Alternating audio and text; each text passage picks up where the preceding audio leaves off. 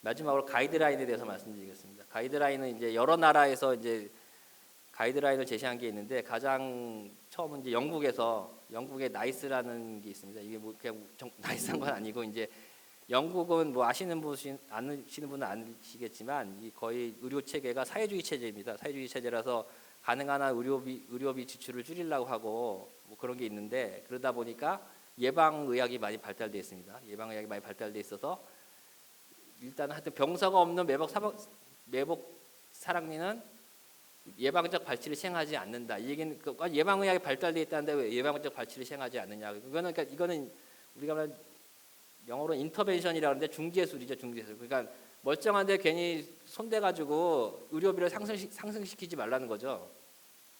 그냥 문제가 없으면 계속 그 문제가 없는 채로 유지하는 게 예방의학이지. 이거는 좀 그런 우리가 말하는 그런 게 예방의학이지. 예방적으로 수술을 한다 그런 거는 없는 거죠. 그러니까 그래서 이제 병사가 없을 때는 일단 예방적인 발치라는 걸 하지 않는다. 이게 원칙이고. 근데 대신 그럼 병서가 있으면 당연히 의사니까 당연히 병서가 있으면 이제 그럴 때는 이제 아까 말한 중재를 인터벤션에 들어가야죠. 그러니까 어떻게든 그 차단시켜야죠. 그러니까 뭐 우식증이 있다든지 병서가 있다든지 감염을 일으킨다든지 뭐 이런 여러 가지 문제가 있을 경우에는 외과적 발치를 시행한다는 겁니다. 이게 영국에서 2000년도에 발표한 거고요. 그래서 영국은 대부분 뭐 사용리 발치 그렇게 흔하게 시행하지는 않습니다. 우리나라처럼 그렇게 많이 시행하지 않는 걸로 알고 있고, 근데 한번 하면 비용이 비싸죠. 이제 미국에서는 2016년에 미군 국악 아가면 외과학회, 그러니까 저희과 같은 학회인데 거기서 이제 발표하기를 질환과 연관되었거나 질병이 발생할 가능성이 높은 사회 3주기는 치료한다. 그러니까 약간 말장난인데 여기는 좀 부정적으로 얘기한 거고 부정적으로 미국은 약간 그래도 좀 긍정적으로 얘기한 거지. 문제가 있을 것 같으면은 외과적 시술을 해라. 아까 예방적 발치를 해라라고 의미가 좀 강한 건데 미국은 외과의가 많이 발달되어 있습니다. 그래서 그리고 수술도 많이 하고 그러는데 근데 대신 수술 비용이 비싸죠. 뭐 아시는 분은 아시겠지만 미국에서 사랑니 하나 뽑으려면 한 $1,000 듭니다. $1,000. 우리나라로 한 100만 원 드는 거죠. 우리나라는 한 5만 원, 6만 원 정도 듭니다. 그러니까 20배 정도 차이 나는 겁니다. 하여튼 물론 여러 가지 부가적인 걸 많이 해서 그렇게 많이 드는 겁니다. 수술 뭐 그런 것도 하고 그래서 근데 하여튼 그래서 미국은 오히려 이제 그런 쪽으로 이제 능동적으로 하여튼 질환이 있을 것 같으면은 뽑아라. 근데 그렇다고 해서 무조건 막 뽑는 건 그거는 좀 문제가 있으니까 그래서 이제 질환이 없거나 발생 가능성이 없는 경우에는 뽑지 말아라. 대신 문제가 생 가능성이 있을 수 있으니까 계속 경과 관찰을 해야 된다는 거죠. 경과 관찰. 그걸 능동적으로 해라. 액티브하게. 이건 무슨 얘기냐면은 미국 사람들은 치과 잘 가죠. 그러니까 뭐 6개월마다 한 번씩 치과 가서 검사를 받던지 뭐 그런 식으로 하라는 거죠. 우리나라 실장은 우리나라 분들은 너무 바쁘시다 보니까 뭐 좀 아프지 않은 이상은 치과에 정기적으로 다니시는 분이 많지 않지 않습니까? 그래서 좀 약간 다른데 하여튼 그렇게 하라는 거죠. 미국은. 근데 이제 약간 좀 두 학회에서 얘기하는 게 상충하는데 그건 이제 그 나라 의료 체계에 따라서 약간 이렇게 말이 좀 다른 겁니다.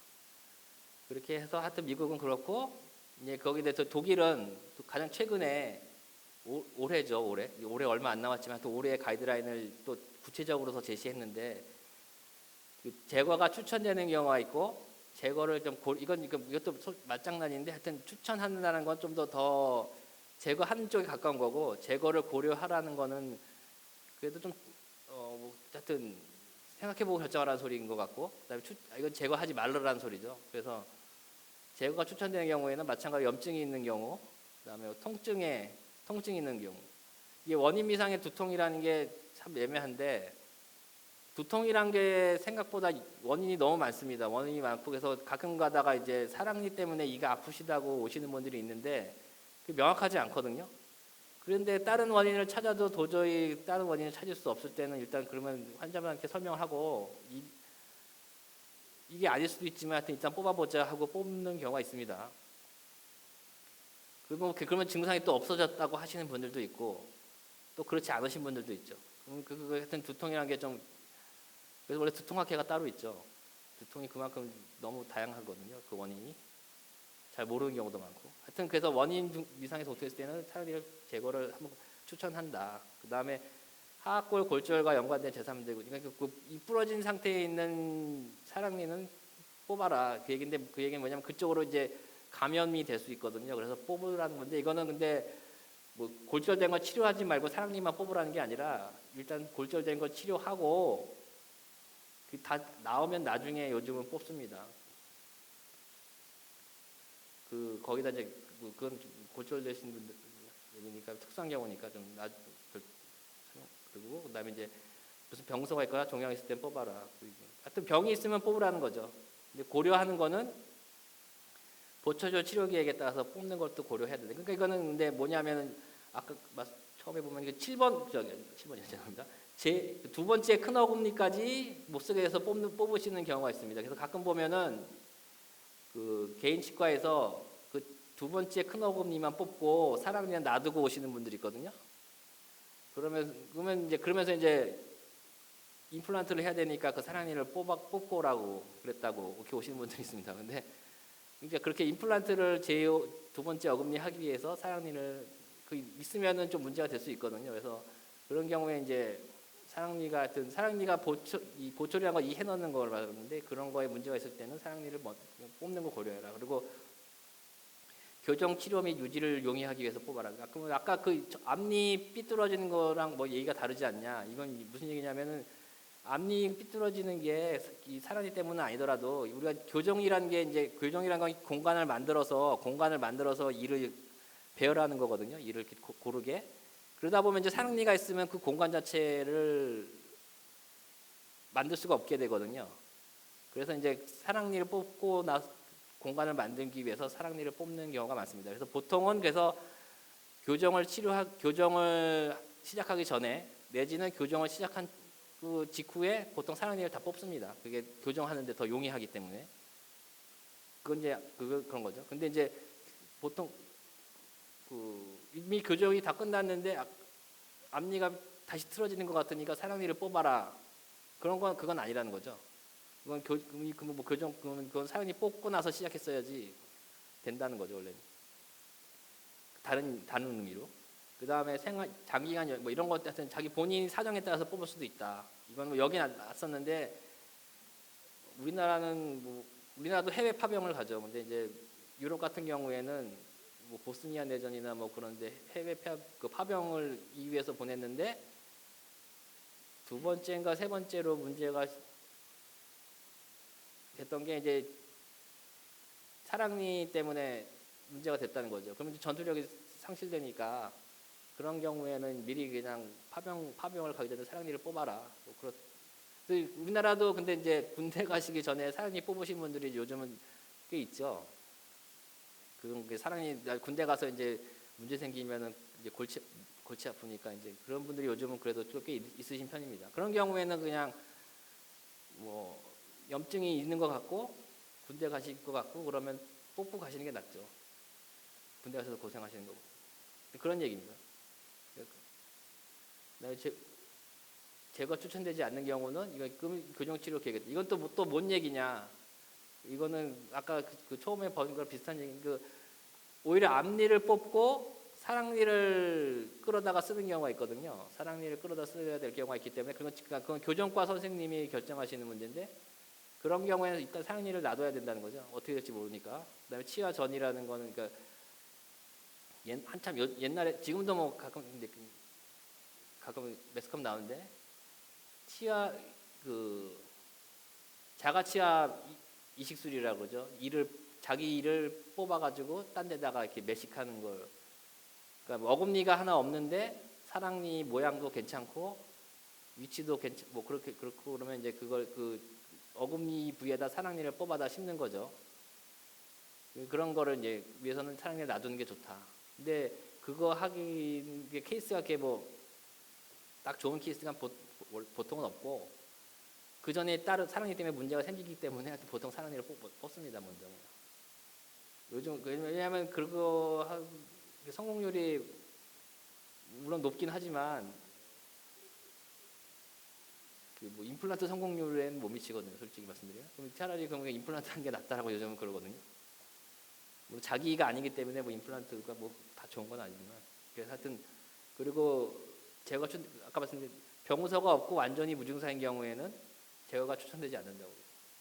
그다음에 이거는 오히려 정말 뽑았을 때 정말 큰 문제 생길 것 같다 그러면 안 뽑는 게 차라리 낫다는 거죠. 뭐 나이 요즘 저희 병원에도 이제 나이 연세 높으신 분들이 많이 오시는데 그 나이까지 별 문제 없이 사랑니가 매복되어 있는 걸 갖고 계셨는데 갑자기 뭐 사랑니를 뽑으시겠다 그러면 몇 해까지 그런 거 차라리 안 뽑는 게 나을 수도 있거든요. 그 뽑고 고생하시는 것보다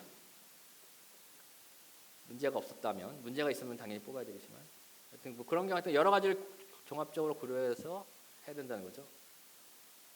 근데 이제 이거는 이제 독일 얘기고 우리나라는 그러면 그냥 가이드라인이 없냐? 없습니다. 없는데 안내문 정도는 제가 찾아봐서 홈페이지에 안내문이 있는데 이 외과 학회 홈페이지에 사랑니야 이거는 이제 외과 의사들이 하도 문제되는 경우를 많이 겪다 보니까 우리 그러니까 솔직히 저희는 병원에 일하는 사람은 맨날 환자분들만 보니까 다 문제로 보이죠. 그러니까 이런 식으로 이게 아까 말씀드린 그 바이아스가 생기게 되는 거죠. 편견이 생기게 되는 겁니다. 그래서 사랑니와 관련된 많은 문제가 있을 수 있고 또 여러 가지 그런 것 때문에 고생하니까 사랑니를 제거하는 걸 추천한다는 겁니다.